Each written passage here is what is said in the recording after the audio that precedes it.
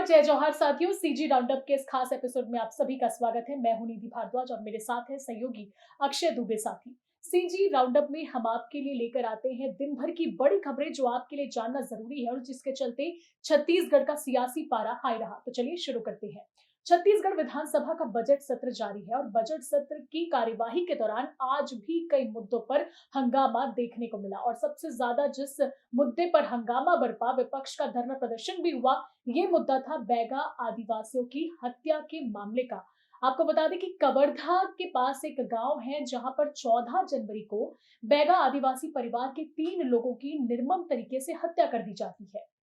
पहले तो होता यह है कि उनकी जली हुई लाश घर पर मिलती है। पुलिस जब जांच करती है तो शुरुआत में कहती है कि आग लगने से उनकी हत्या हुई है। लेकिन इस मामले में जो कांग्रेस है वो धरना प्रदर्शन करती है, थाने का घेराव करती है और कहती है कि ये सिर्फ आग लगने का मामला नहीं है, इसमें और भी कोई बड़ी बातें हैं, क्योंकि जो घटनास्थल होता है वहां से खून के छींटे भी दिखाई देते हैं। जब पुलिस इस पर फिर से जांच करती है, फॉरेंसिक की रिपोर्ट आती है, तब आखिरकार खुलासा होता है कि इन तीनों परिवारों की निर्मम तरीके से हत्या की गई है। पहले कुल्हाड़ी से उन्हें मारा जाता है और उसके बाद उनके घर को आग लगा दी जाती है और आखिरकार इस पूरे मसले पर गांव के ही 14 लोगों को पुलिस गिरफ्तार करती है, जिसमें 2 महिला शामिल होती है और साथ ही एक नाबालिग भी। अब ये जो मामला होता है वो तुल पकड़ चुका है, क्योंकि गृह मंत्री विजय शर्मा का गृह क्षेत्र है, निर्वाचन क्षेत्र है, यहाँ से जीत कर आए हैं और साधराम यादव हत्याकांड का मामला भी शांत भी नहीं हुआ। इसके बाद बैगा आदिवासियों की जो ये हत्या हुई है,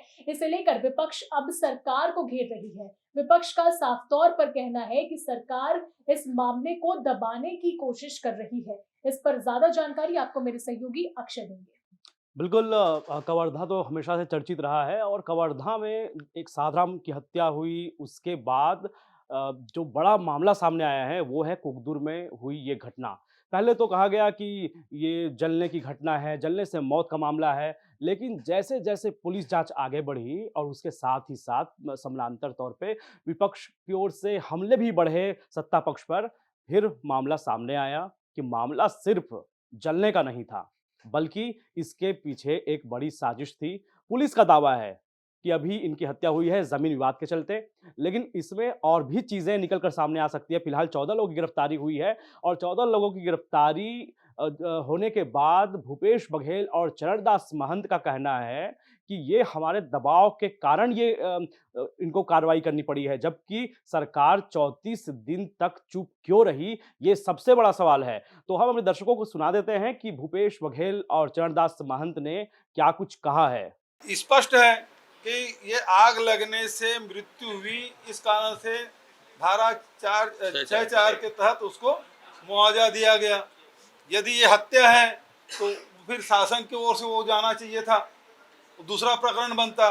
तो इसका मतलब ही है कि ये आग लगने से मृत्यु के कारण से इसको मुआवजा दिया गया है। दूसरी तरफ ये है कि इसे दबाने की कोशिश की जा रही, वही तो हम जानना चाहते हैं कि किसका षड्यंत्र है और कौन दबाना चाहता है, किसको बचाने के लिए सब कोशिश की गई। और गिरफ्तारी तो कल हुई, जब हम लोग स्थगन लगाए तब जाके गिरफ्तारी हुई, इसके पहले नहीं हुआ।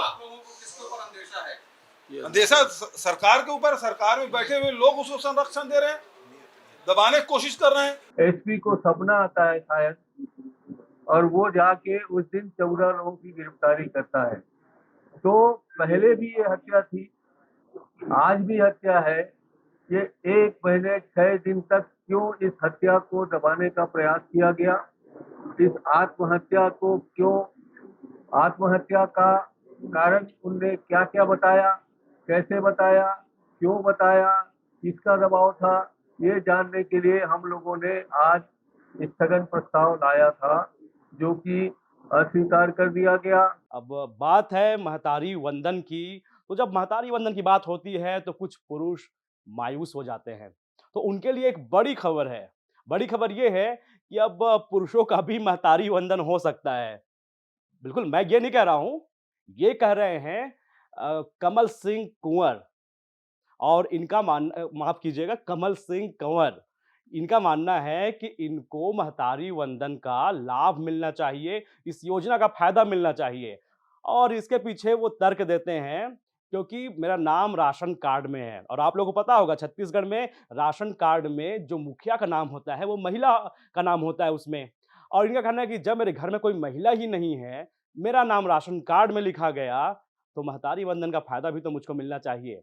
जब लोगों ने उनको समझाया कि भैया आपको नहीं मिल सकता इसका फ़ायदा, तब फिर ये बिफर गए, अपने अपनी ज़िद पर अड़े रहे, आवेदन लेकर अधिकारियों के पास पहुँच गए और अधिकारियों को ये अपना आवेदन पकड़ाए। शुरुआत में तो अधिकारियों ने इनके आवेदन को ले लिया, लेकिन सॉफ्टवेयर ने धोखा दे दिया। हालाँकि बाद में अधिकारियों ने इसको सिरे से खारिज किया, लेकिन ये मामला सिर्फ़ एक व्यक्ति का नहीं है, बल्कि उस इलाके में ऐसे बहुत सारे पुरुष हैं जो चाहते भी हैं और मानते हैं कि उनको महतारी वंदन का फ़ायदा मिलना चाहिए और कंवल सिंह कुँवर ने क्या कुछ तर्क दिया है, ये आप भी सुन लीजिए। महिला तो मेरे साथ में नहीं है, परिवार है, परिवार का मुखिया हूँ मैं। तो मेरा मतलब है कि जो भाई आज मेरे परिवार में महिला होती तो उसके जगह वो तो अपनी जगह में भर्ती पर नहीं होने के कारण मैं परिवार का मुखिया होने के कारण मतलब मैं अपना फार्म भरा हूँ सर। मैं परिवार के हिसाब से और राशन कार्ड मेरे नाम से है, इसको मानते हुए जो राशन कार्ड के आधार पर और ये सब फार्म भरे उसके आधार पर मैं भर दिया हूँ। तो इस शख्स के दावों पर बात तो जरूर है, लेकिन दर्शकों को बता दें कि महतारी वंदन योजना के तहत 21 वर्षीय जो विवाहित महिला है उससे ज्यादा है, उन्हें ही इस योजना का लाभ मिल सकता है। लेकिन जिस तरीके से कमल सिंह ने जो कहा है उसके बाद सोचना तो बनता है कि क्या सरकार को पुरुषों के लिए भी कोई इस तरीके की योजना लानी चाहिए। आपका इस विषय पर क्या कुछ कहना है, कमेंट जरूर करें। सीजी राउंडअप के इस एपिसोड में फिलहाल इतना ही। मुझे और मेरे सहयोगी अक्षय को दीजिए इजाजत। नमस्कार, जय जोहार।